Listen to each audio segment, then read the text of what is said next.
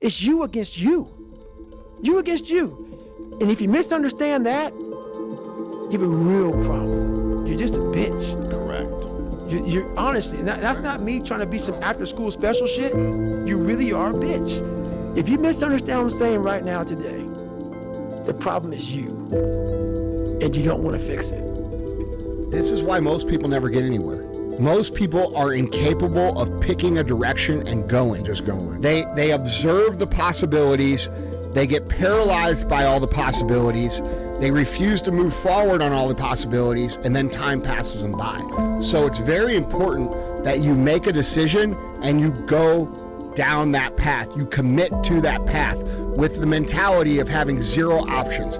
I don't have a choice but to see this through, okay? If I don't see this through, I'm gonna be digging ditches. It's easy to give up. Hell it's yeah. easy. It's the easiest thing in the world to do. I'm done. I ain't going. I ain't gonna keep going. Yeah, I don't feel like going to work. The I'm one, done. yeah, man. It's easy. It's very easy. But what's hard is going, yo, yesterday I got nothing from working as hard as I could. Nothing happened from that. I'm gonna do the same thing again today, but I'm gonna try to go harder. That's the hardest thing in the world. To get up every day and give 100% and be in the same position that you were each day, but mentally know that you're trying and trying and trying. That's a real grind. How bad do you want this? If it's as bad as you want to live or breathe or sleep, whatever the hell it may be, but a lot of people, most people don't want it that badly, which is why they always ask the question, man, how did you get to where you are? You know how to do it. You know exactly how to be you or how to be me. You don't want to do it. Your mind has to be stronger than your feelings. Your mind has to be stronger than your feelings. Think about every poor decision you've made in your life. Gosh. There was more emotion that was involved in it than there was mind. Every single one of them. Think about it. Really was. Your feelings keep you in bed. Your mind tells you, get up. You put so much practice into you that you can ignore every one of them that are telling you you're not gonna fucking make it. And still be able to fucking make it. Because you have put the practice in that you know this is the process.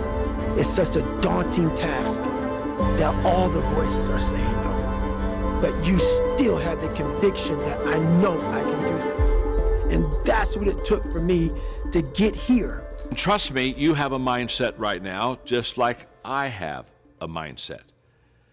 It's how we view life. I know people with a negative mindset, which basically they view everything in a negative way. I know people with a positive mindset, which means they view everything in a positive way. People with an abundance mindset, a scarcity mindset. It's a way of thinking. The question is, how did we get there? How did we get that mindset? Through practice and habits. People that have a negative mindset have continually thought negatively. People that have a positive mindset have continually thought positively. You see, the things I do today determines the habits I have tomorrow, which determines the mindset that I have for life. So go back to what you do daily and ask yourself, what kind of a mindset am I developing today? If you're feeling amotivated, you need to do something and put yourself into a state that's harder than the state you're in. So for instance, if you're sitting around feeling amotivated or you find yourself tending to tasks that are irrelevant to the goal that you really should be focused on, you need to put your body and mind into a state of discomfort quickly. And the way to do that is to either engage in some tangential activity, meaning an activity not related to your goal that puts your body into a very different state. So here again, I'll default to the obvious one, which is something like cold shower, or cold immersion, which not only increases dopamine long-term, or over several hours rather, but for most people is experienced as pain. That pain causes a rebound out of that dopamine trough faster than it would occur if you had just stayed in that amotivated state and waited for it to go away, or done something like cleaning up that for whatever reason felt like it required less friction. When I say friction, I mean limbic friction. Your limbic system is always in this dialogue with your forebrain. And limbic friction goes two ways. Limbic friction can be you're tired and you don't want to do something. And so you have to, quote unquote, motivate to do it, energize yourself to do it. Or limbic friction can be that you're nervous and scared and anxious to do something, and you have to calm yourself in order to lean forward into action in order to do that thing despite the anxiety. Clean your room, organize your life, like get a routine, get up every day at the same time, go to bed at the same time, establish disciplined habits, and that will help a lot. Schedule, and here's how to use a schedule. Use a calendar, use Google Calendar, but don't use it as a tyrant. You want to use a calendar as if it's your confidant and advisor. And what you want to do is use the calendar, sit down, open the calendar and think, okay, well, here's what I'm going to do. I'm going to design a week of days that I would really like to have. So what that would mean is that you would schedule things that you would consider meaningful and productive, on a daily basis, so that you feel that your life is justified by having a day like that, and also to schedule enough of your responsibilities so that you make progress day by day instead of falling farther behind. Disappointment to me, to win, you got to lose. To be successful, you got to have something that's not successful. To be happy, you got to have disappointment.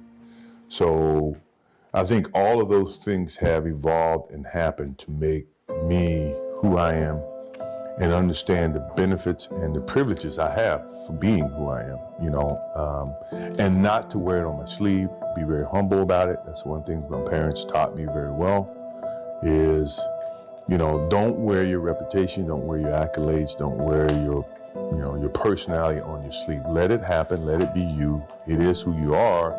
Don't hide from it, but don't wear it and rub it in people's face. Because what people don't get is one day that thing's gonna come up. And if you're not constantly performing without purpose, you're not gonna be ready when the time comes. It's this magical thing, purpose, that we're all looking for. But what's funny about it all is that we need these things to perform. But we don't take a second to realize the purpose is always there. The purpose never leaves us, because the very purpose is you. You are always the purpose. There may be another purpose, like being a SEAL or going to college or whatever, but the main purpose in life is you.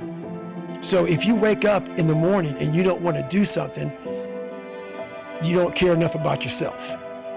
And that's what you need to really research is, man, why am I not doing this for myself? Because that is the number one purpose in life, is to better oneself.